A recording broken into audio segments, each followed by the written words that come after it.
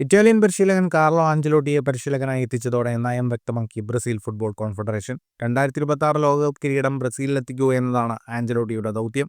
ഇക്കൊല്ലം ലോകകപ്പ് യോഗ്യതാ റൗണ്ടിൽ അർജന്റീനയോട് ബ്രസീൽ 4-1 പരാജയപ്പെട്ടതിനെ തുടർന്ന് പുറത്താക്കപ്പെട്ട ഡൊറിഗൽ ജൂനിയറുടെ പകരക്കാരനായാണ് ആഞ്ചലോട്ടിയുടെ നിയമനം. റയൽ മാഡ്രിഡിന്റെ ഈ സീസണിലെ മത്സരങ്ങൾ പൂർത്തിയാക്കിയാൽ ജൂണിൽ തുടങ്ങാനിരിക്കുന്ന ലോകകപ്പ് യോഗ്യതാ മത്സരങ്ങൾക്ക് മുമ്പ് ബ്രസീൽ പരിശീലകനായി 65-കാരനായ ആഞ്ചലോട്ടി ടീമിനൊപ്പം ചേരുമെന്നാണ് പ്രതീക്ഷ. തെക്കേ അമേരിക്കൻ ലോകകപ്പ് യോഗ്യതാ പട്ടികയിൽ ബ്രസീൽ 4-ാം സ്ഥാനത്താണ്.